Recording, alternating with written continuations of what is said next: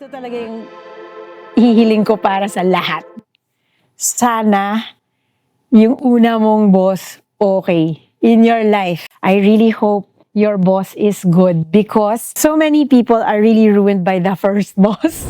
Whether you like your boss or not, whether you want to stay with your boyfriend or girlfriend or not, or whatever gender you want to date, usually it really helps to know where you're from, like what was the previous date and what's the previous data. Mental challenges, the challenges towards mental regulation and emotional, it's, again, I go back, it's been there since time immemorial. Now we have a language for it. Now there are words for it. And I love it because if you can name it, you can possibly know the first step to solve it. But if there's no word for it,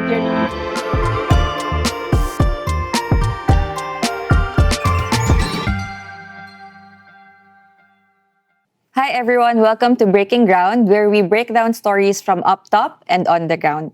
My name's Carl, and for today's episode, we'll be talking about mental health with Ms. Gang Badoy-Capati. Let's get to the episode. yeah, I'm Gang Badoy-Capati. I'm a trauma therapist. I do run a research lab called Project Study Asia. It's the mental health program of RockEd Philippines. Actually, we've been around since 2005, RockEd. But Project Study's been around since 2007. It first came as a mental health program in the maximum security prison. We used to call it Rock the Rehas, but we came out of prison. And then it's called Project Steady Asia. We do work with the Trauma Research Foundation in Boston, and we take care of the Asian and Southeast Asian data. Yeah, I'm a trauma therapist, meaning I'm a trauma therapist and I'm a mental health clinician. Actually, before, we were talking about it, kami ni Mika and Dar, na parang when you're in the workplace, the reason why people usually quit work, it's not the workload. Yeah. Or kasi the pay, usually it's because of the boss. Yeah. Or like the people around you. Yes, of course. But I do know that it's never just one thing. Yeah. It's rarely just one thing. When you make a decision, I don't think there's ever a movement that it's only caused by one thing. It's rarely just one thing. But there are dominant reasons, and yes, usually it's a boss, because how can it not be the boss? They determine your day, they determine your schedule, they will be who you literally serve in the representing the company, you know. In fact, I think if I had a deep belief in luck, let's say naniniwala ako sa swerte. Let's say, by the way, naniniwala ako sa swerte, pero let's say naniniwala ako sa swerte. Ito talaga yung hihiling ko para sa lahat. Sana yung una mong boss okay in your life, the first boss you ever worked for. I really hope your boss is good because dyan mo makukuha yung appreciation for following instructions, doing the grit work. Sana yung boss nag-e-explain why you do what you do and why you do it so over time and off. Because so many people are really ruined by the first boss in their lives. I hold the same opinion for math teachers, by the way. I really hope, my wish for every human is that the first math class you ever have, I hope you have a good math teacher who's fun and lovely to look at, ganyan. Kasi it's a state of brain yun. Everybody has a skill for math. Everybody has a skill for grit at work. What really makes you quit is who provides your fuel or who gives you a brick wall to hit every day. May mga boss na ganun no? Kakainis. Para sila naging boss. So tama, kunyari, Ms. Gang, is it right to assume na kung sino man yung first boss mo, parang yun ay magiging parang benchmark mo. Parang kung may trauma ka nun, madadala mo siya as you change your work? Easy answer, yes. That's the easy, fast answer if I only have 2 seconds. Pero like I said, it's rarely just one thing. So, dalawa lang yun. Kung talaga bruho yung boss mo, the first, pwede rin super love mo yung next. Kasi sobrang relief na galing nung second boss ko. Lalo kang gumaling dun. So, meaning may kinontribute siya sa'yo, which is previous stimuli and makes you appreciate the next. So, in that sense, yun yung contribution niya sa'yo. But, Kasi medyo weird to, but I'll say it because, this is Nickel Asia and you can talk about anything because, everything has nickel. So naisip ko, merong theory on behavioral economics. I didn't come up with it. It's a Nobel Prize winner named Daniel Kahneman. He said, hindi mahalaga. It's not important if this is 36 degrees. I mean, your body temperature is at 36. Yeah. Pag sinabi ko 36 degrees to, sinasabi yung thermometer. Okay? So, fact, 36 degrees to. Body temperature, lupa. But if my hand comes from cold water and this comes from hot water and I put it in 36 degrees, it will feel hot and warm and this will feel cool because of where my hands came from. Meaning, hindi pala truth yung actual measurement. Yung real feel is kung saan ako galing. Saan galing yung kamay ko. Meaning, That's so smart. Meaning, sometimes the most important piece of data is the previous stimuli. Saan ka galing, right? So, you come from hot water, I come from cold water, we'll place it and we both work for NAC, for NAC, right? And then you say, grabe daming trabaho, blah, blah, blah. And now kung galing ako sa NTFL CAC, and then I'm like, wow, ang saya sa Nickel Asia. May coffee, may croissants, tapos ang lapit lang nung cafe, and then they have wine in the lounge, whatever. And they'll say, I really like it here. And you're like, what, you like it here? Grabe, ang daming. And I'm saying, because that's your previous data. So you had cold hands, right? So you come in. Now, when does it become a shared truth? Kasi you will say, ang lamig. I'll say, no way, ang init, right? When you stay there long enough for the adaptability of the temperature, and then eventually you'll both feel the same temperature. Siyempre, an allergy rin to sa mag-boyfriend, di ba? True. Right? I was trying not to go there, but sige. Galing sa super selosa, galing sa super pabayaan, you come in, you're like, you're fighting, and you're not sure why, but you both want the same thing. So that's why, yata, I think that's why it pays to stay. Stay a little longer. Formula na parang X months, X years is the adaptability period. Ang alam ko, in the weather, they say, it's 37 degrees, real feel 41. That's real feel. It assumes you came from aircon. So when you come out, you're like, 37 lang ba? Parang mas mainit. Yeah. And in temperate zones, when you come out in winter, they will say 20 degrees, real feel 17. Because the assumption is you came from a heated room. So it feels different. Now, so nagiging super weird kasi nagiging blurred yung lines, ano yung truth. Na pwede ko talagang sabihin na, teka, yung basahan natin is the thermometer. And it says 36. But really, my hand says it does not feel warm. So, what am I saying? Whether you like your boss or not, whether you want to stay with your boyfriend or girlfriend or not, or whatever gender you want to date, usually it really helps to know where you're from. Like what was the previous data and what's the previous data. And his or her previous data. Everything is richer in context. Clearer, yes, 100%. Actually, because it determines the truth of the feeling. I mean, even if you tell me it's lukewarm, it doesn't feel so warm. I came from hot water. So, I think the important part to know is that kayo na lang mag-agree. Ano yung basehan natin ng temperature? Yung thermometer or how you're feeling? Kaya may mga arguments na say, well, the fact of the matter is, you left me there for dinner. So may mga facts. But the person who left could have said, pinapahiya mo ako buong dinner, so I left. So para sa akin, relief yun. Sa'yo, inabandon kita. So people say, well, the fact is, you really left the restaurant and I can't argue that. I really left, but I had a different reason. So interesting, no? Yeah. Ang weird. Ganun yata, parang yung mga Wacos, they say, it's our money. And then the PCGG says, it's not your money. And the Philippines says, it's not your money, return it. And then now they say, no, of course not, it was our money. We were wealthy before that. And so I don't know. It seems like everyone's telling the truth. So, I don't know. But there's objective truth somewhere, but somebody has to determine if we will believe that or not. Yeah. May unit of measurement. Naisip ko lang, Miss Gang, like sa context ng workplace. Like for example, my boss, yung in her era, parang you have to sacrifice yourself for the work. You should be grateful that nandito ka, blah, blah, blah, blah. And then, now, yung mga bata, for them, no, work-life balance yung mas importante sa akin.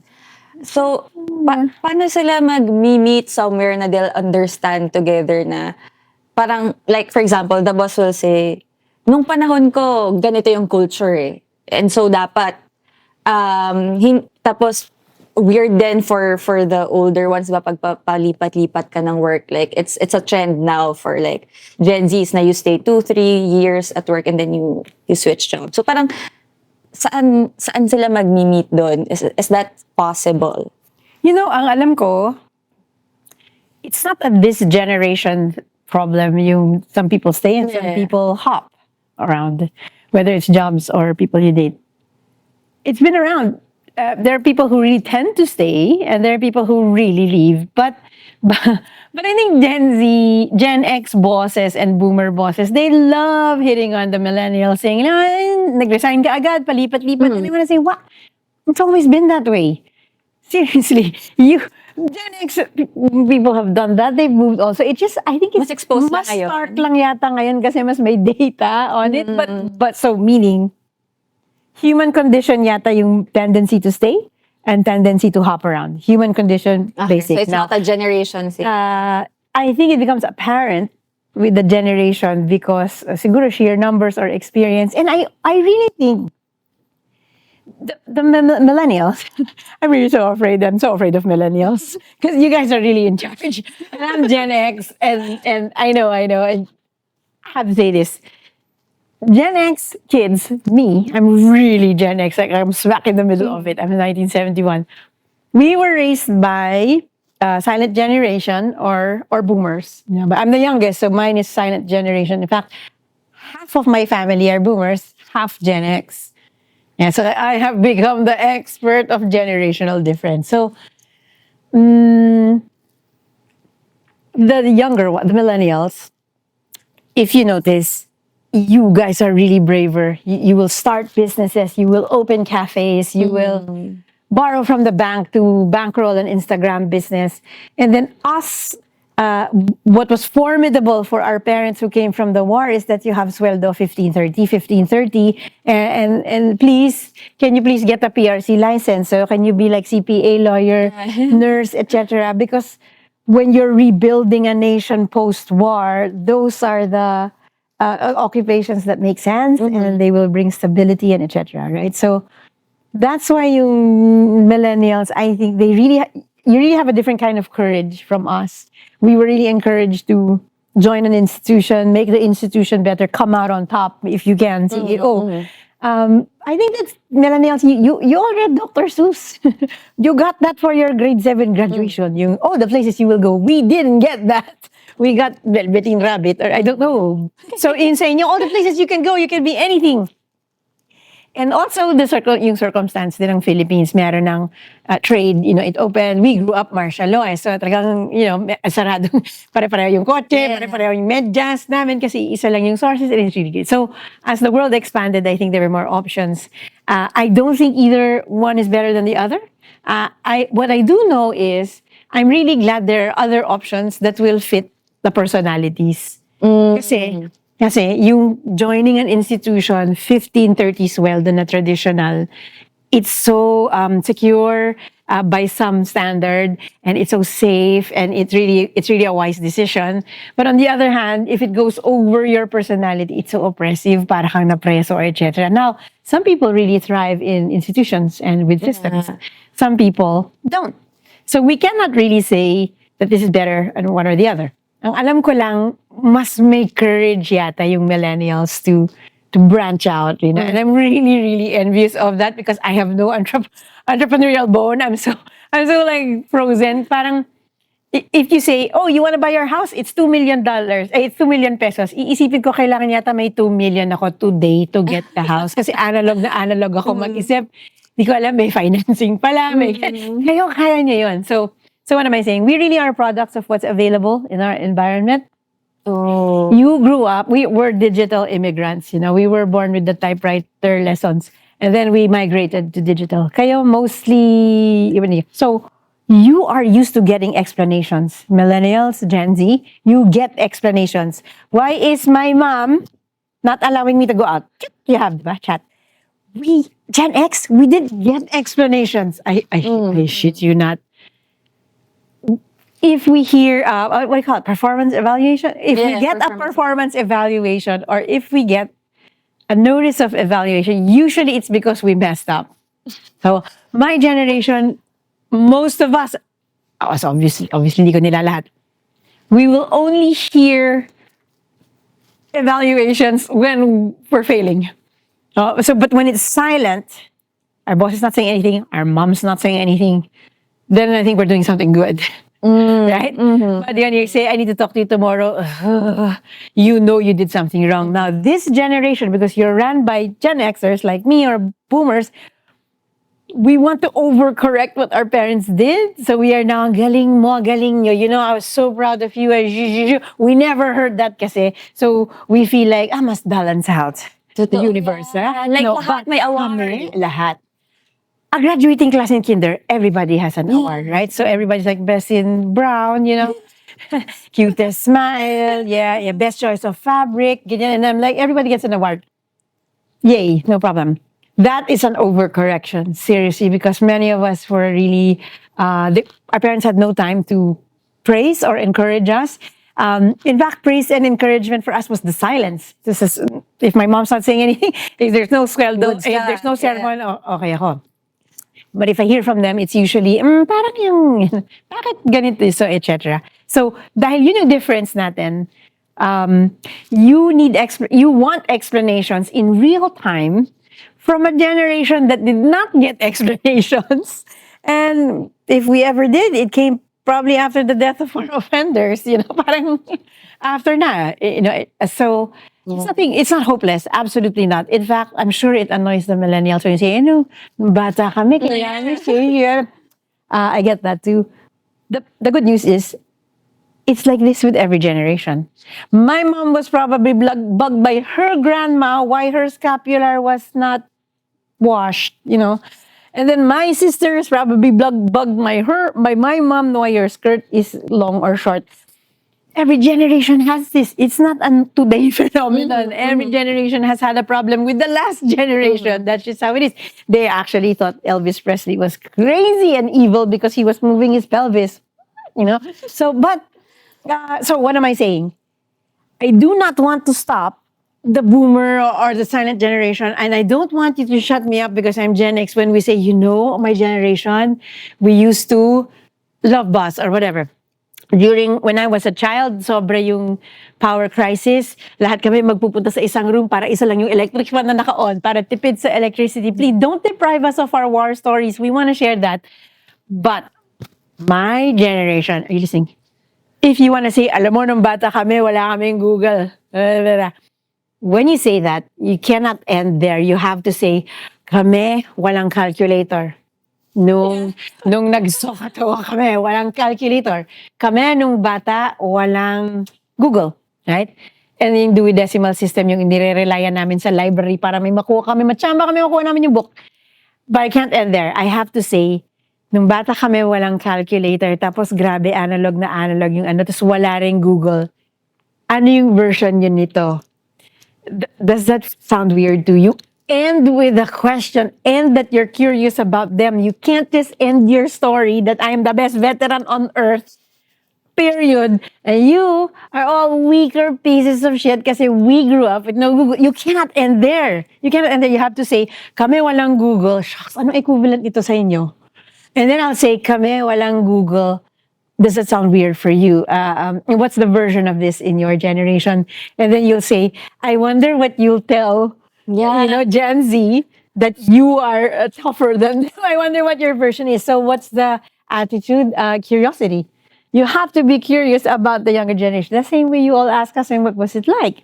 Kasi cyclical naman eh. Okay. Gang, may question ako kasi yung Gen Zs now, they grew up with social medias already there. Yeah. Millennials grew up like half-half eh. Half-half. Na, Nag-teletubbies muna kayo. Yeah, so medyo may ganong gap. And then you have your generation. Analog, tapos So parang, digital. Paano yun pag kunyari, your generation and then a Gen Z, how do you find how do you bridge that gap? Parang, You know, humans, we're mammals. You know, we really came from the evolution. We survived because we're mammals, whatever. I really think we all have the same needs. Time immemorial. Pair bond, you need a tribe, you need someone to love, something to do, you need to adjust your temperature, you need to sweat when it's hot, and you need like the goosebumps when it's cold. We all have the same needs to this day. So I think yung magiging difference lang yata is the speed by which we acquire the info. I think that's why millennials find it. I think Gen Z also, Gen X, but they get really. They think it's rude when you don't reply right immediately. Like I don't reply to a friend like because I tend to leave my phone. I don't reply. They feel like I'm angry. They feel like Foreign sa kanila yung ba't hindi mo dala yung phone mo everywhere? yes, I know. So feeling ko yung difference yata dito yung speed lang yata by which we interact. Kasi Gen Z's, Boomer, Silent Gen, we all need friendship. We all need fidelity. We all need response. Except there's a generation younger than Gen X that really want it now. Now. You know, I'm going to sound like an old person, but I am an old person. I handwrote letters to my mom. I received handwritten letters from my siblings when I was in the States. And it took 2 weeks or a month. And it was still lovely to get the letter. And then the speed by which the info came is all right. I don't feel abandoned if nobody messages me back in 10 minutes. But with your generation that is used to speed and access and availability, the non-speed reply becomes judged as rude. You're hurt. Almost you feel abandoned. It's true. I've heard that. So meaning, hindi yata siya problema of what the needs are. Problema yata siya in the transmission. Like, older generation people I've worked with, they get really offended when I text them. They want you to email because it's more respectful. And lalo if it's about work or people I work with in the lab. But you know, Gen Z, and especially over the pandemic, everyone's on Discord. Yeah. You even know who's peeing in real time. And that was unthinkable. My mom used to write me letters. I used to write my mom letters back. And it would arrive in 15 days if you're lucky. And I have received letters from my mom like a year late. I've experienced that. So, but the information is and even the way we write, by the way, because you know it's not going to get there till 15 days. You will tend to write letters that are quite classic and general in subject matters because it's not time sensitive. So that's why mothers used to write parang essay, like, you know, hopefully you're doing well, etc. But because it's real time, moms now message, did you eat? You haven't called, it's 2:54, you know, and it's 3:12, you haven't replied. So even the language changes, you know, my mom, kasi she had to write, I have to write her back. I can't even reply to her last letter. Kasi alam ko in 1 month pa yung dadating sa kanya. So you just have to write letters on, you know, telling your mom of general analysis of I'm doing okay, I'm not starving, you know. And you know, I think I'm doing all right, I'm still breathing. And so even the nature of how parents and children communicate, it shifts, but the needs are the same. Companionship, you know, stability, safety. I think that's really important, Ms. Gang, na you said that. Kasi parang everything is blurred with, yun nga, social media and everything. Parang at the end of the day, we all want the same thing. Yes, I think speed lang yung different. I know it's reductive. I know it sounds like it's super simplistic because it really is. Everything, I'm sure it's more nuanced than that. I'm sure there are many other aspects to it. But if I need to speedily give an answer, I feel like, wait, we all need the same thing: companionship, reliability, safety, fidelity, you know, confidentiality, support. Same, you know, for time immemorial. It just comes in different formats. Before it was a handwritten letter. Before it was like, I don't know, smoke. I don't know how the cavemen did it. But from now it's real time. Now, give me my assurance. Do you love me? Now. So, and then no answer 7 minutes. I think my mom, I don't think she likes me. You know? And I have news for you. Half the time your mom doesn't like you, okay? But all the time she loves you. That's completely different. But half the time your mom doesn't like you.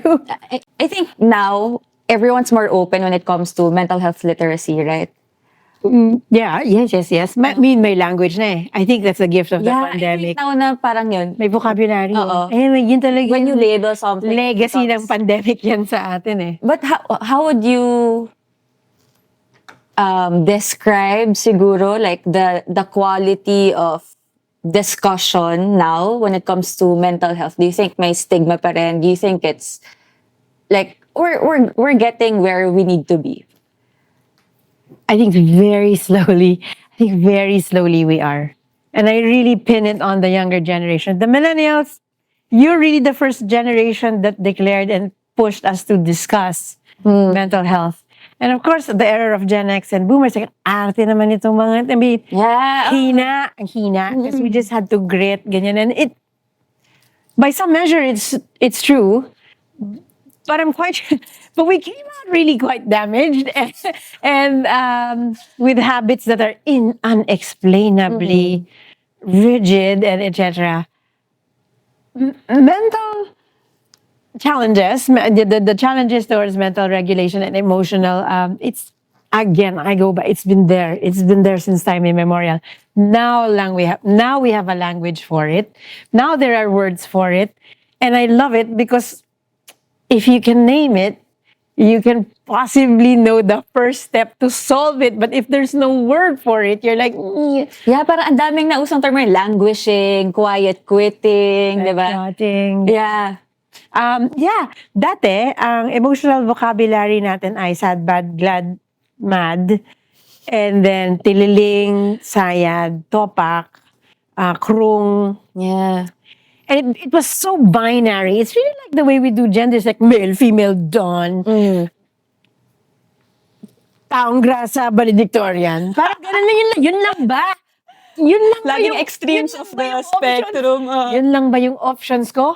And you know, dahil walang words for anxious, grieving, recovering, decompressing, dahil wala yung words na yon, it's really taong grasa or valedictorian. Okay, meaning, this is why we have people who are saying, sakit ng ulo ko, mag-Advil ka, ayoko baka ma-addict ako. What? Ma-addict ka saan? Sa Advil? No, then baka masanay ako. I said, okay, wait. Are you preparing for an incident where you're stuck on an island and you have a migraine and there's no Advil? I think that's what you're practicing for. That's why you don't want to take it. What are the chances that that will happen? Really slim, okay? But it's fine. I get it. Mag-Advil ka na kasi mag-Tylenol ka na, whatever you drink, my Jessic, kuha ka na ng headache medicine. Yoko, baka masanay ako, baka ma-addict ako. So sasabihin ko lang, today kung mag-Tylenol ka, Biogesic or whatever, hindi naman parang bukas nagtuturo ka na tas taong grasa ka sa Taft Avenue. Parang matagal pa yun. How about calm down. There's a whole spectrum. Please address your headache because honestly, you don't have to go through a work day with a headache. Right? And if that's a work for you, some people like hold fast to it. Again, that's really binary.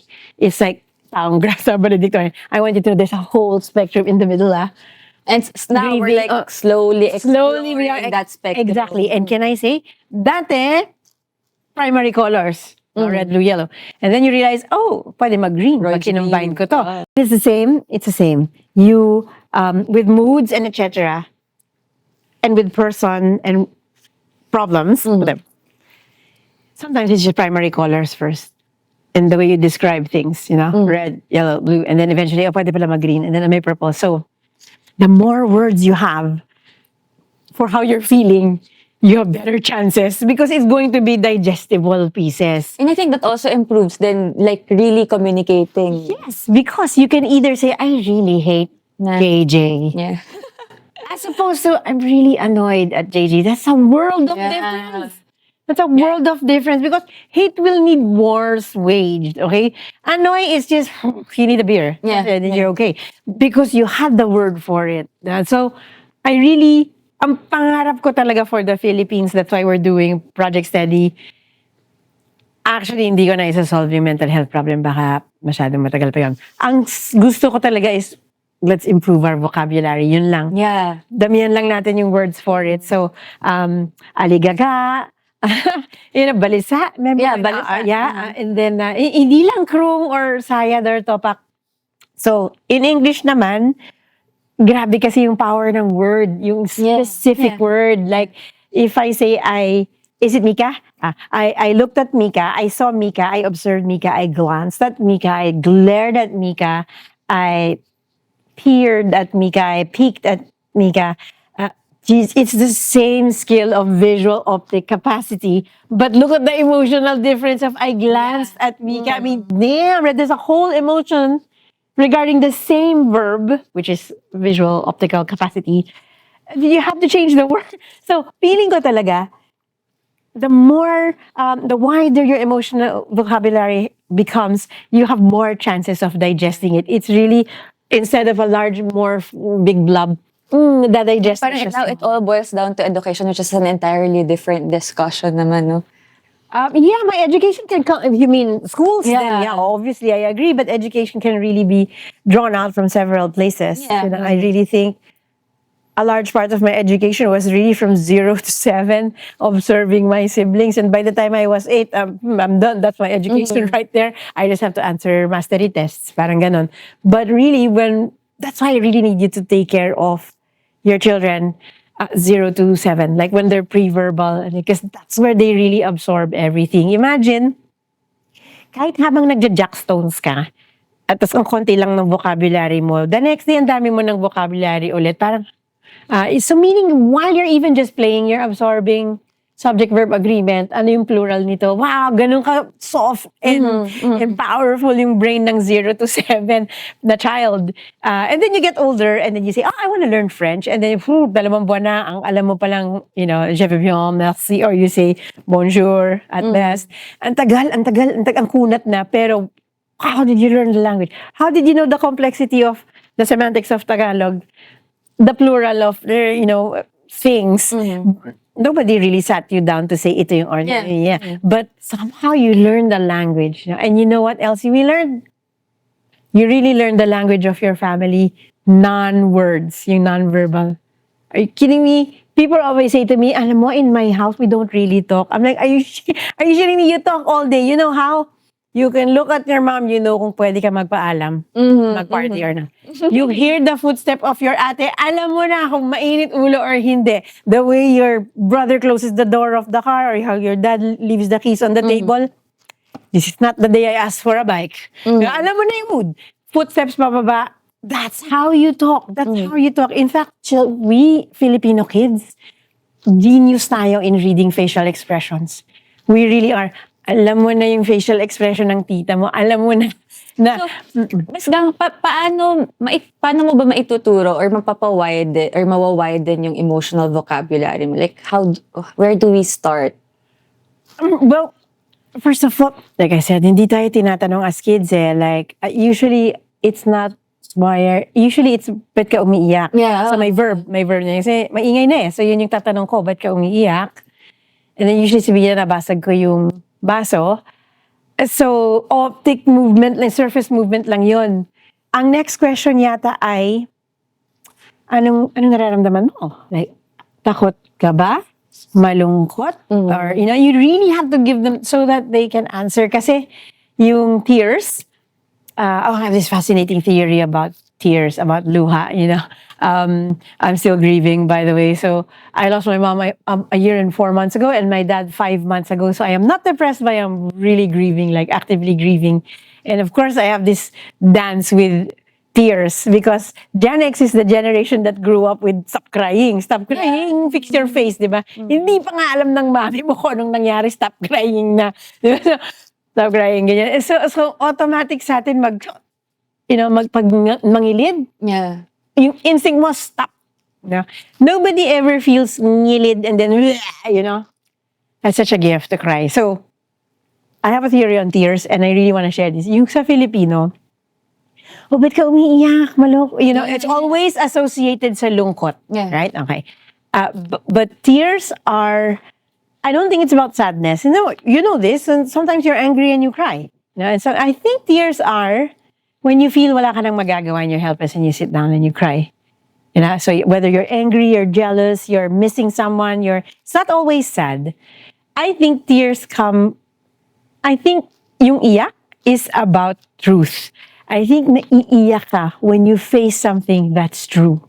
Like, they're gone. Oh, they're dead. That's when you cry. Not when, oh, Heidelin Diaz won the gold. Whoa, Carlos Yulo, 2 times. Alex Ayala, lupang hinirang. And naluha talaga ako when she said, Mom, nakuha ko. Yung heart ko was just really happy na nagtagalog siya on the world stage. Meaning, wow, ang secure nitong batang to. Niya kailangan mag-adjust sa slang. What have you seen Manny Pacquiao interviews after? I mean, I love the guy, but I don't know, whatever. But, this is slang. It's the right thing. It's so unnatural. Alex Ayala did not feel the need to cater to the world. She was talking to us and her mom with no need to have an accent. She just said, oh my God, wow, nakuha ko.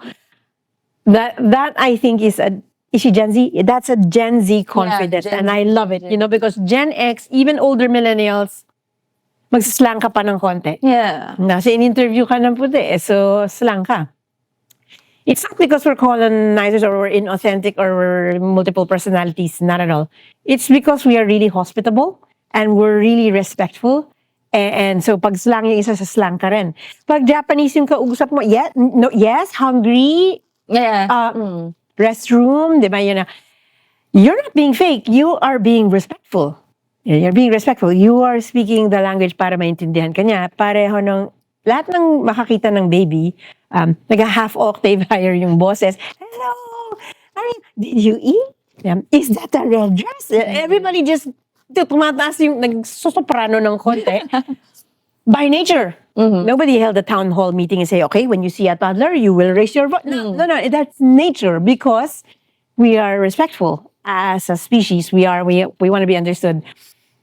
Medyo outside the statistical norm na yung may dumating na infant, tas parang, baby, tumayo ka na? Kumain ka na ba? Ba't nasusuka ka? No, it's always like, hello, did you poopy? You use also with dogs. I mean, also, di ba?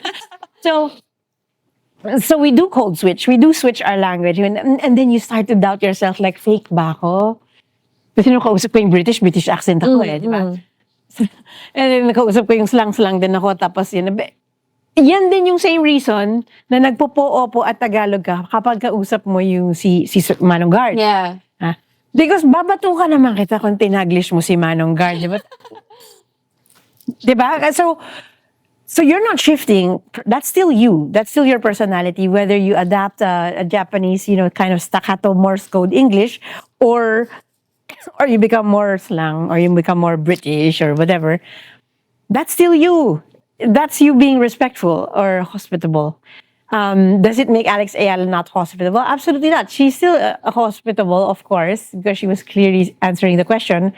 I just really admire, enjoy, and delight in how comfortable she was saying, grabe! Yeah.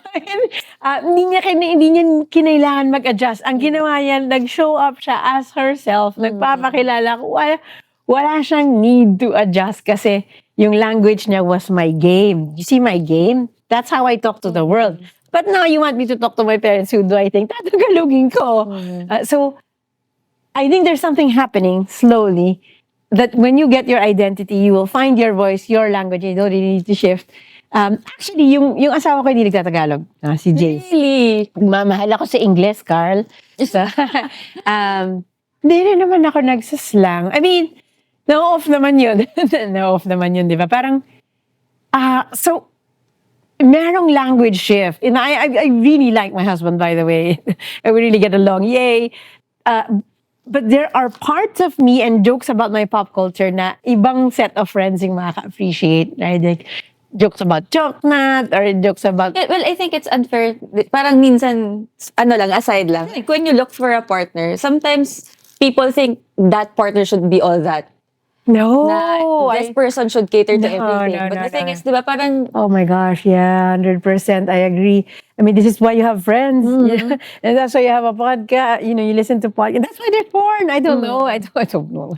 Yeah, but it's really not fair if you rely on one person to just be everything. So I go back.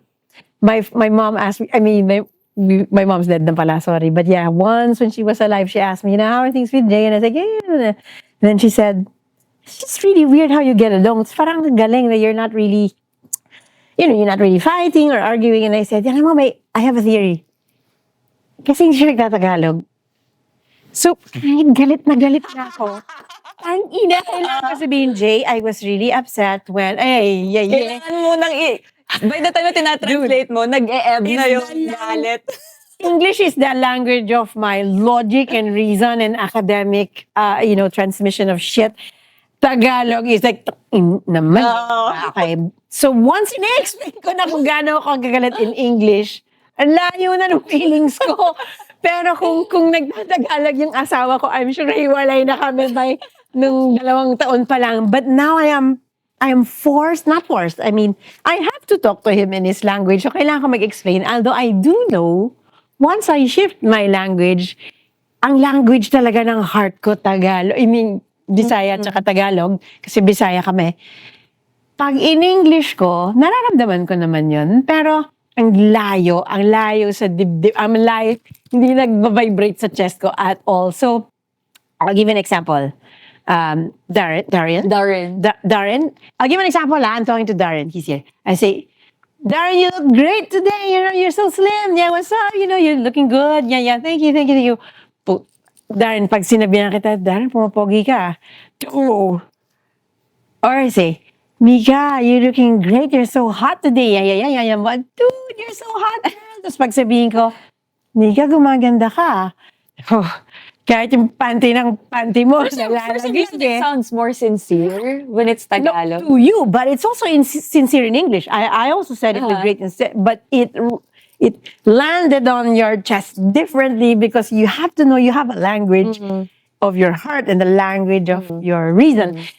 Neither one is better than the other, but I do know when I say gumaganda ka, pati sa bad words ko, right? Yeah. Dude, pag sinabi ko, JJ, fucking motherfucker, wala. Pero pag sinabi ko, kupal, May ano ba yun? hindi buo. Kahit sinabi ko, diba? So, now, if I have, kung may space ako Tagalogin yung asawa ko, matagal na siguro kami yun. Lalo na pag naman Lalo na I go back to words, kasi vocabulary is like, I think it's where it should start. I think I posted something like, I think you imagine that evil will come in droves in an army, but no, it doesn't happen that way. Evil language, it starts in the language. Look at the language. How do they talk to you? What are the words? It begins with language. So for me, kilalanin mo rin yung language, and not literal like Tagalog or Nata, because every family has a glossary of terms. Yeah. Right? May mga terms kayo for, sinong tanga, sino. I mean, kami, grabe po, wide vocabulary kami. This is really funny. I have to share this. Yung term ng mami ko sa feeling pogi, yuyos todo. Okay? I was like, yung pala nung bata siya, nanood siya ng singing contest, yung kumakanta, you used to do. Then, yung singing niya, yuyos todo. And feeling pogi yung guy. Simula nun, my aunts and, they would say, medyo may pagka-yuyos todo to, no? Umabot sa generation ko na yun yung medyo yuyos todo siya, no? Parang, our family understands it. Cousins, we all understand it. It started. So there, you do have a vocabulary. In my home, pag sinabihan ka ng ate ko ng ang galing, ibig sabihin, wow, tanga nung ginawa mo.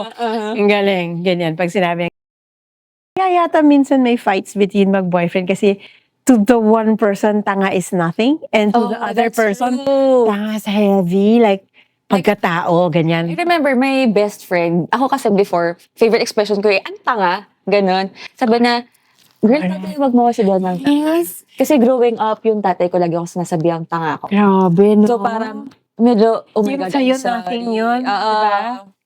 I know.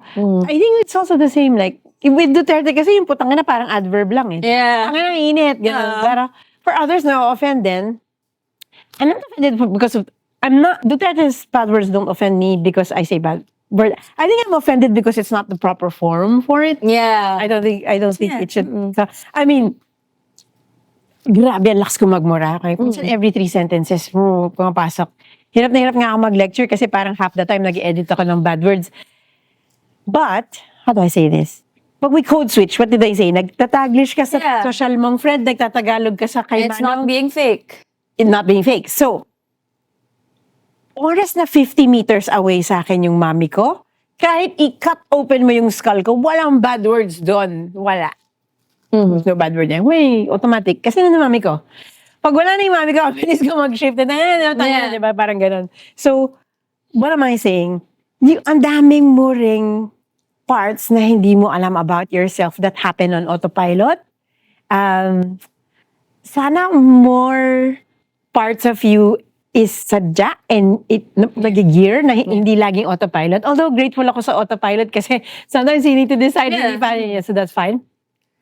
Pero yung moments na pwede mong sadyain yung concern, sadyain yung kwento, sadyain yung hello, maybe more purposeful, you really be more present. Hindi yung rote like, ganyan. Gusto ko nga yung Philippines kasi medyo weird talaga tayo. Sa America, hi, you're looking good, lovely, lovely morning, great. And it doesn't feel anything to me because, like I said, di ko language yun. Sa sari-sari store na malapit sa amin sa probinsya, yung pagpating ko dun sasabihin ng tinde, ikaw na naman. Ikaw na naman. Wala ka bang magulang? Hindi ka ba hinahanap sa inyo? Hindi ka ba and you know, that's so affectionate. endearing, And that's so warm. Miss Gang, before we lose time, we actually are taking questions. Okay, and one question we had was, do you think darating yung time na pwede kang mag-VL or vacation leave and you'll say, I need it kasi for my mental health? I think ang magde-determine naman yan, just like any corporation, magde-determine nun yung kultura ng leadership talaga eh. So, yes. Kasi alam mo, kung ang lagnat at trangkaso ay legit na reason na hindi pumasok, dapat yung heartbreak, ganun din. Kasi pag heartbroken ka, hindi ka rin masyado makabangon. The next day, hindi ka masyado kumakain, ganun. Similar yung in your rendered weaker din eh. Pero bakit hindi natin wini-welcome yung naartehan tayo sa heartbroken? I think it's because we're not honest. I think we pretend we're machinery and like, heartbreak lang eh. Pero actually, everybody who's been broken knows the feeling na hindi ka makabangon. Okay? So, ang feeling ko, ang reasoning kasi is, hindi namin pinapapasok yung may trangkaso kasi baka may mahawa. Dude, a bad mood is nakakahawa. The energy that you Right. bring. It's as contagious as a cough. Yung katabi mong dalawa, gano'n. Mahawa ka rin. You really vibe over each other. All the theories in the internet, you know that, those balls that start to move at the same time. That's what it is. So I'm thinking, if you seriously believe na ang trangkaso ay contagious, kaya wag ka pumasok or magmask ka, ang bad mood, yung low energy, ganun din. Melancholia, nakakahawa rin yun. It's really contagious, not in a biomedical way, but in an environment way. I see your shoulders, they're different. But I'm sure lahat kayo may friend or colleague na pagpasok, meron sila, yun na may viva. Yeah. As long as hindi nakakairita. Kasi Yung mga minsan personality hires, ganun. may ganun ba? I don't know what the term is, but not the toxic, cheer dancer before 7 a.m. Yung mga gusto ko talaga sinalasin, yung mga ganun. But those who are really up, not in the loudness or in the brash movement, it's just in how they deal with things or how they smile or how they look. Merong iba talagang, Paano tayo darating sa ganun kayang parang manonormalize na pwede kang mag-leave because you feel bad? and you're not judged. Yeah. Yeah. Sinabi ko, diba, responsibility ng corporation. And I really think, again, I go back. Language. Find a word for it. So you'll really say decompression day, or you can just put it under an abbreviation of like personal leave. Usually that's what it's called, right? Personal leave, or there's bereavement leave. Usually personal leaves are I don't want to go to the office for reasons I do not want to disclose. That's what personal leave usually means. So assign that language para hindi mo kailangan i-disclose na kasi binirikan ako ng hindi ko naman totoong boyfriend pero binirikan ako. So dami perceived like imaginary breakup na parang, nag-break ba kayo ba? Hindi. Okay, I'm not sure how that goes. But I think you can label it something. So I go back to, baka kailangan natin hanapan ng word for it. Sobrang galing kasi na-realize ko lang kahapon na, last week, na ang word na palpak pala, galing pala yun sa jokes ng Tito Vic and Joey ng early Eat Bulaga. Kasi yun yung sound ng palpak. Oh, I didn't even I know. And I said, what? Are you serious? I think I was able to ask Mr. Tuviera, who was very much a part of Eat Bulaga in the early days and recent version and recently. And he said, grabe, yung language natin, ang daming galing sa pop culture and Eat Bulaga, palpak, ganyan, etc. And it's supposed to gay speak also. Ito sobrang funny yung, whatever it is. So I love it. So feeling ko dapat magka-fascination ka for words and language and etc. in English and in Filipino. Yung, can I end?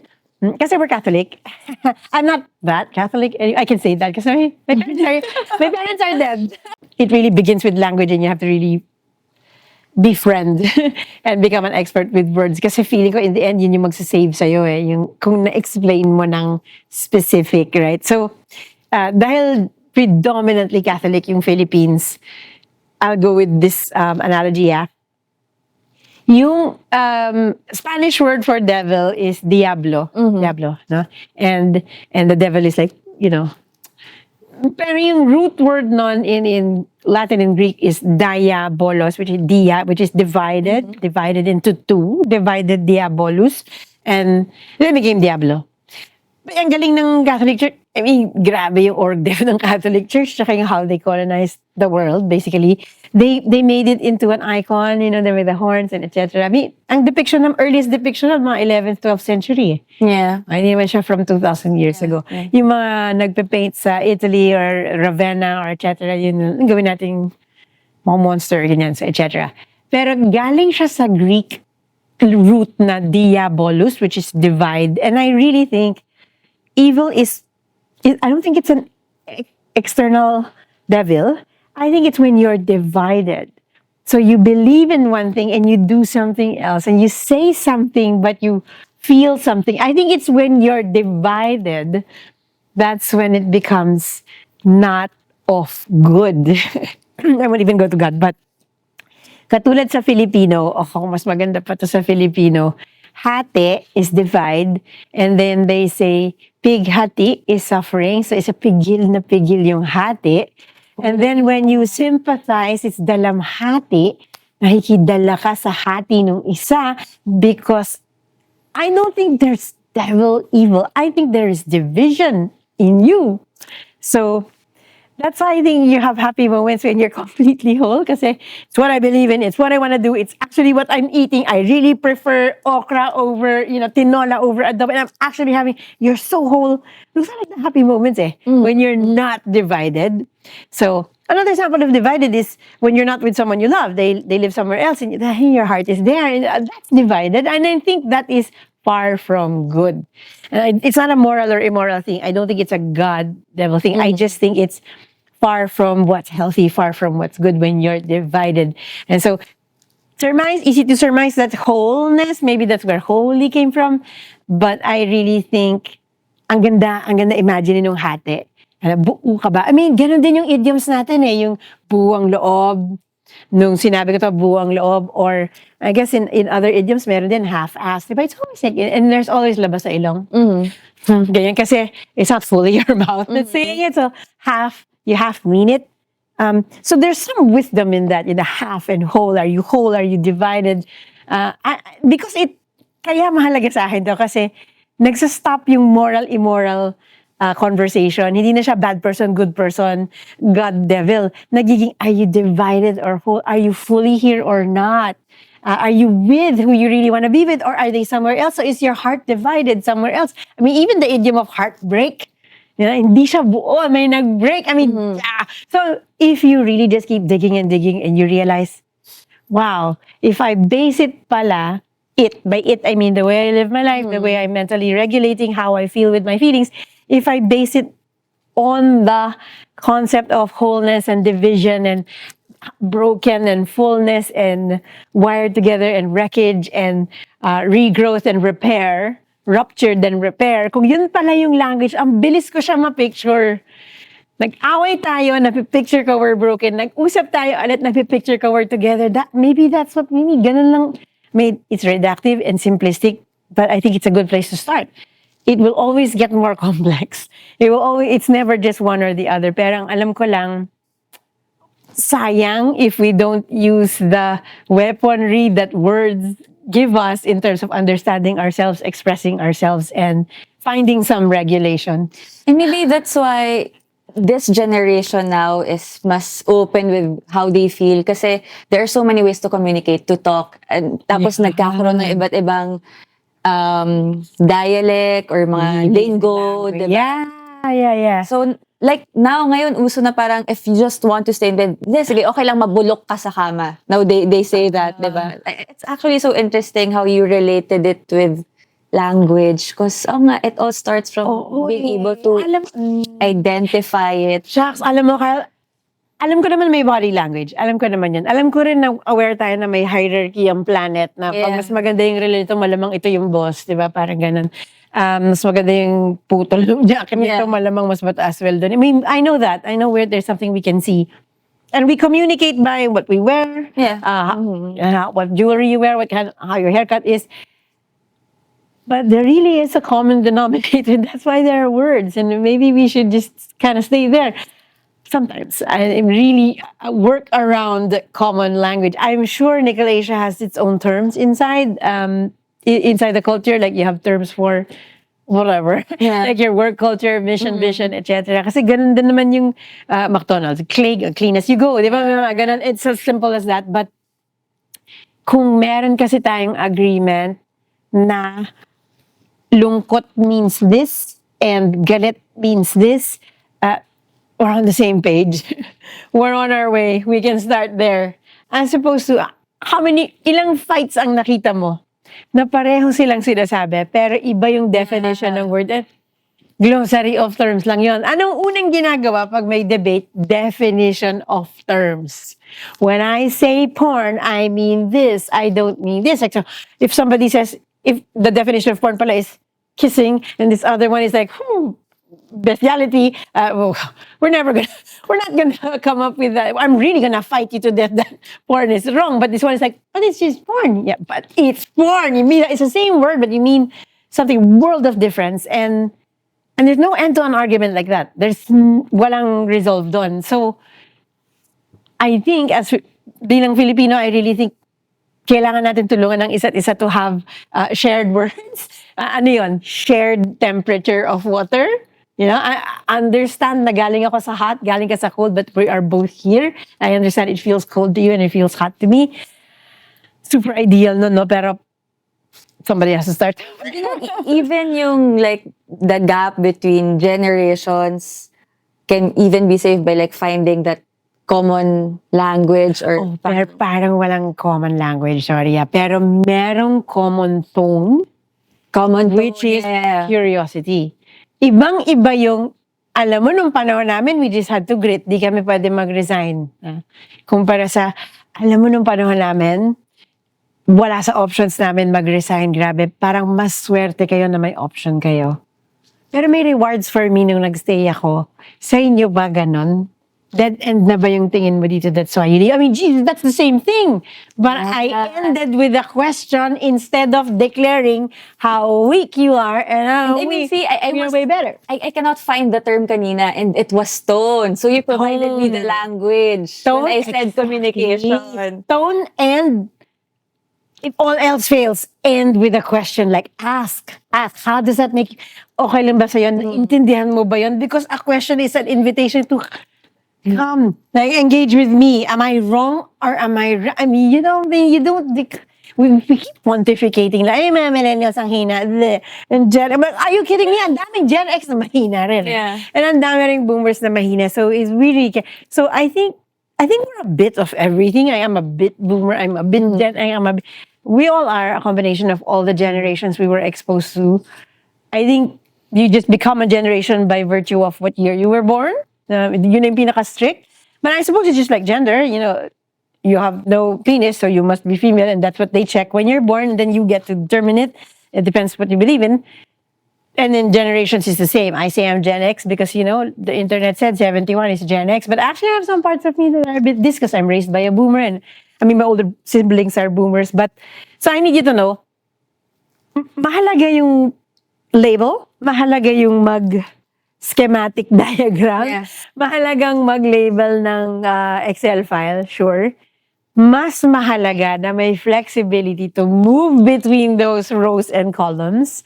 May chance na lumawak yung definition ng Gen X, lumawak yung definition ng millennials, at maintindihan na I think we all want the same thing. And it doesn't have to be a war. In fact, I think we're all on the same side. That's not idealistic, and I'm not being, what's the word, Pollyannic or naive, not at all. I've seen it. So I need us to know na we really wage unnecessary wars. I mean, we just wage war and we don't like collectives because we determine they are this way. And most of it is hearsay. By the way, half of the people you hate is because you heard it before you turned 7 that your tita didn't like them. And now you think you don't like them. But actually, you don't know. Minana mo lang rin yun. Ang dami yung minana. Minana mo yung pagka-racist mo, minana mo yung bias mo for mayaman, ayaw mo mag-date ng South Asian, ayaw mo mag-date ng African American or European. You know, saan mo nakuha yun? By nature, I think you're kind and universal and inclusive, but maybe there were 3 aunts that gave you the face. Say, I want to date Tiger Woods. They probably gave you the face. And that's what I mean. Yun yung binabasa ng bata, yung facial expression na gano'n, more eloquent. More eloquent than essays or sentences is the... That's what children listen to. Your huff, the way you put down your cup, the way you turn away when they start to talk about something. That's actually louder than stop talking. Right? At least yung stop talking, pinansin mo pa eh. Diba? No, talk. Pero yung, wow, our body language. So yes, it is non-verbal language. It's also tone. It's also, we can't help it, we're really instincts. We have facial expressions kaagad. So kung kaya mo i-practice yun, okay rin yun. But I have to say, magaling tayo mag-control ng facial expression. I mean, how many aunts did you want to strangle over Christmas? But you don't, you just, hi, Merry Christmas. Kayo rin po tumasa, tangina niya. Tumaba ka, ang pangit mo rin. Parang, but you're used to it. I have a mouth guard because I keep gritting. And my dentist said, your enamel's really wearing off. I keep gritting. And I said, have you seen my siblings? I cannot express anger. So I'm gritting. Now I wear a mouth guard all day. I'm just not wearing it now because, you might not understand me. But don't imagine you can't do this. You can control your facial expression when need be, especially with children. When they start to say, maging astronaut. You can say, why? Wala nang dream yun. So, pwede mo namang sabihin, astronaut, super okay yun. Pero alam mo na, notice ko magaling ka mag-drawing. Baka gusto mo mag-architect. Pwede rin ganon. But Filipinos, we can, grabe yung culture natin, no? So, we know, Ms. Gang, there's no one-size-fits-all solution when it comes to mental health issues. But is there at least a guideline or parang a general way to help someone? Okay, yes, that there is no one-size-fits-all. You know those clothes that they say free size? Yeah. Are you shitting me? It's not so free. Yeah, no one-size-fits-all. Because we are as varied as there are a number of people on Earth. If it's 9 billion people, there's 9 billion ways to take care of someone's mental regulation and mental health. But your question was, how do I take care of someone if there's no one size fits all, but you don't know what to do? Because baka hindi mo alam yung history ng person, you just see someone on the street or maybe your friend. You have to go back to what we share. What do we share? A body. And the body usually needs water. And the body needs to sit down or the body needs to loosen the neck. So, kung hindi ka sure how to talk to a person because of it's obviously an emotional turmoil time, you don't need to ask him what's wrong, who hurt you, is it a past trauma surfacing in the last 3 minutes? Did something trigger you that made you remember that 11 years old you were a sad, neglected child? You can't ask that. You can't ask that. What you can ask is, one, baka there's no room for questions. What you can say is, here is water, drink when you feel like it. Let's sit down because it's just really easier to think when you sit down. So think of the person's body. Drink, is the light too bright? Let's turn it off. Or you'll say, I'll turn off the light, ha? Baka it's too bright. So really fix the environment first around. And you're lucky if they open up and then you get to figure it out. But at best, you made the person not dehydrated. Because sometimes that's all you have. That's all you have access to. You can't really check their pulse rate while you're talking to them. You can't really know if they're on pre-diabetic medicine. You don't know that. There's no time. But there is time to make someone more stable physically by sitting down, or especially if they're on ledge, you take them come down. So the first thing is really body safety. So ilaw, sit down. You're really cold. Is it okay if I touch you? Or usually just water, or you just say, I'm here. When you're ready, you tell me or something. So what is the general blanket advice then? Your job is to take the person to the present minute, in the present room, and remind that you are in the lounge of Nickel Asia. You make them know that your job is to bring them to the present minute, because chances are they're worried about something that's going to happen 2 weeks from now, or they might be fired tomorrow, or they remember 3 weeks ago mom died, or they're worried that their dog's at the vet. So they're not where you are most of the time. So your job, however way you want to do it, take them to the present minute, to the present place. So how do you do that? There's water here. Sit. You can hold the table if you want. Is it too bright? Bring them here. And once they come back here, they're more noticing if are your hands cold? Are my hands cold? So etc. Akala mo wala lang yun, but actually, all anxiety and all mental, turmoil breakdown is really not in the present moment. Most of the time, if they're worried about the future, or they're sad about the past, or they are worried about a perceived about to come eventuality that might not come. But you can't say that. You cannot say, no, you're not going to get fired. You don't know that. I don't know. You can't give them false hope. You can't. Yeah. You can't say, no, it's all right, because it's not fucking all right. And you also can't say it will be all right. And this is not the time to give a Bible phrase, by the way, because really you're going to Actually, some just turn them off from church. Sayang, okay pa naman yung church. Parang Okay naman si God. The more you tell them na okay lang yan, mas nababad trip sila eh. Hindi kasi lalo mong binibigay yung disparity between how they're feeling and what you're saying eh. So, what am I saying? Toxic positivity, you probably know that. You don't say, meron akong paper due in 5 minutes. Shit, ngayon ko lang naalala. You don't say, kaya mo yan, go, start mo na.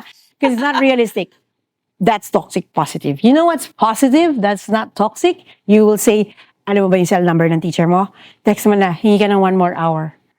Then you say, now you do it, kaya mo yan, kaya mo yan. Meaning, toxic positivity is support and rah-rah-rah that is so far from the truth. So good positivity is close approximation to the truth, and then you give the support, right? So, anong close approximation pag nagme-mental, emotional, really difficult minutes yung friend mo? You can't say it's gonna be all right, you won't get fired, I think he loves you, whatever, because we don't know if he does. You just say, your shoelace is undone, and or you just say, is it too cold? I'll give you a shawl. So meaning, make them aware of, am I cold? Am I thirsty? Can I sit down? Am I tired? Because they're not in their bodies when that's happening. Where are they? They're in some other year, in some other room, in some other place, with some other person. That's the fear. Because if you know this, stress, anxiety, and trauma, it doesn't know what year it is. It doesn't know what day it is. It's just a cocktail of feelings that it's so familiar. It doesn't know what year it is. I'll give you an example. I have an aunt. She's dead na. EA, she's my favorite. Imagine if she wasn't my favorite. It's even worse. Her name is Tita Ping. I created the shirts, Kayo rin po Tita Tumaba, named after her, kasi really, she's really the most negatronic. I love her, but I love her, and she's really negative. I did say but, So when my aunt says, nag-golf ka ba ulit? Nagtatennis ka ba ulit? Ibig sabihin nun, ang itim mo. That's what she means, right? And immediately in my 9-year-old brain, it says, your sisters are really prettier than you. You really look like a kulangot right now. Buti na lang matalino ka, iha. Kasi, on the looks department, you're kind of wanting. Please wear sunblock. By her saying, nagtitennis ka ba ulit? I know na, kasi kilala ko siya eh. Yan na yung reading, yan ang trauma. It doesn't know what year it is. You're not in the same conversation. She just asked me if I play tennis. Again, it could have been because she has a nephew who wants to play tennis with me. But my trauma doesn't know. I'm not in the room. I'm reading everybody who has insulted me or made me feel less than I am. So, what am I saying? When you encounter a friend or a boss or the mom of your boyfriend or whoever and says, oh, ang ganda ng tan mo. Puri na yun, ah. You will immediately think, sinasabi niya, may itim ako, I'm really not attractive. I'm really gonna buy glutathione later. No problem, no judgment on glutathione. If you like it, please help yourself. I'm demonstrating how I was not in the same conversation as So I my guess pag aunt. ikaw yung Yeah. magko-comfort, there's also should be an admission that it's not your job to solve the problem. You don't need 100%. You don't even know what it's about. And it's safe to assume that they're not with you in the room. They're possibly 3 weeks from now or 2 months ago. Because as I said, trauma doesn't know what year it is. So when I have the mom of my boyfriend, whoever, would say, oh, ang ganda ng tan mo, nag-beach ka ba? Not ang ganda ng tan mo. If they say, nag-beach ka ba? Okay? Immediately in my traumatized brain, I'm 9 years old again and my tita Ping is saying I am too dark to be feminine, right? That's because if you don't remind yourself what year it is, how old you are, it's 2025 and I'm fucking 53, that's old, 53. This is the age of Cory Aquino, the 86 revolution, that's how old I am. If I don't remember that, I will immediately deal with my boyfriend's mom who said, did you go to the beach? Like a 9-year-old. I will deal with her like a 10-year-old again because my brain doesn't know what year it is. But all my feelings say, I know this feeling. This is the same as Christmas Eve with Tita Ping. And then you handle the situation like a 9-year-old. But if you show up and say, wait, I'm Gang Badoy, I'm the shit. I can be dark and not cute if I want to because I'm brilliant in other stuff like, I don't know, in taking care of my dog. I'm not sure. But, so one helpful tip, remind yourself what year it is. Remind yourself how old you are, not 11 anymore because wow, automatically you become 16. How many powerful, strong people have I seen when they're rejected by whoever they're dating? They're like teenagers, heartbroken. Why?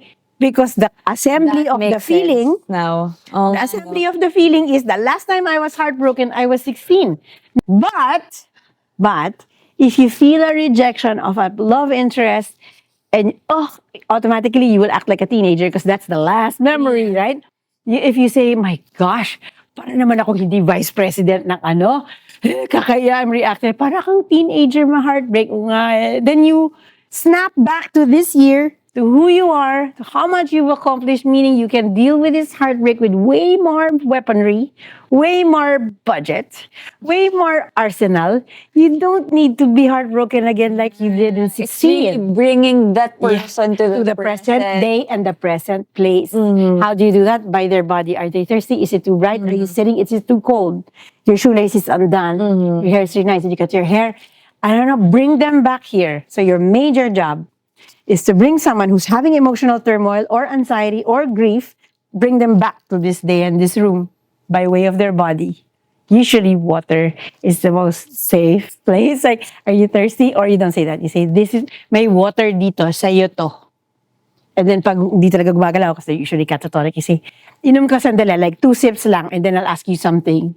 They'll follow you. So take them back to their bodies. Because usually when you're worried and sad, anxious, depressed, you usually leave your body. You leave your body, you leave the time. You go back to childhood. Okay, so we have a tradition here at Breaking Ground where we ask our guests to write a question to be answered by the next guest. And then you also have to leave your question. Oh, the poor next guest. I'm gonna ask, have you done a threesome? Walang rules sa questions. Wow, So, that's under the sun lovely. questions. That's Actually, lovely. I ito don't na know, lang why yung do we ano. still find threesomes daring? I'm sure walang-wala na yun sa Gen Z. Parang, wild But, pero di ba sabi nila Gen Zs they don't have sex yeah, as they don't much have as the older sex. generations. Ang weird I eh. heard. Maybe because it's so digital, so they kind of just like, I don't know, touch themselves maybe Oh my watching a God. screen. I don't Medyo know. sad naman. A bit. You miss out on like body fluids. Actually, well, anyway, ito yung question. Okay. Have you done anything to help save the planet? No, of course not. I don't think so. I am really a product of my generation. I do drink from plastic bottles, but but maybe I have, but I don't know. Yeah, I think I parang know. all of us contribute to Haven't saving, anything to but save the also... planet. Gosh, what a large question. Does it mean environmental or? Ano, but I think question I to don't know. Are you like from, Superman? Like, our waste management guest. Di ba? oh, wow. Have I done any? You know, I'm sure I have. But it's so pretentious if I say yes because I segregate because I really don't. I do use a water bottle. Does that? Tumbler. I always have a water Yeah, you bottle. have your tumbler. Yeah, but that's ADHD. I really don't like anything touching my mouth that's like created from a plant in Cavite. Ganon. I love Cavite, don't get me wrong, but I prefer just drinking from the same water bottle. That saves the planet, right? Yeah, oh. Thank God in heaven above. So But really, ngayon- I don't have it top of mind. This is exactly why people should worry about climate change, environment, animals, trees, etc. Please worry about it if it's your thing, because there are people like me now, it goes past our head. I can't even pretend. Because, I was born in Cemento. Pinanganak ako sa Makati, sa layo ng... Kinakabahan ako sa next guest for your question. Ano, do you have to Miss write Gang. it? Yeah, you have to write it. Do you want me to say what it is or no? Hindi pwede. I-reveal siya sa next Really? episode. Yeah, I'll just write it down. But again, because I'm ADHD, I'll use my own voice. Okay. I'm really ADHD, by the way. Obviously. I just like...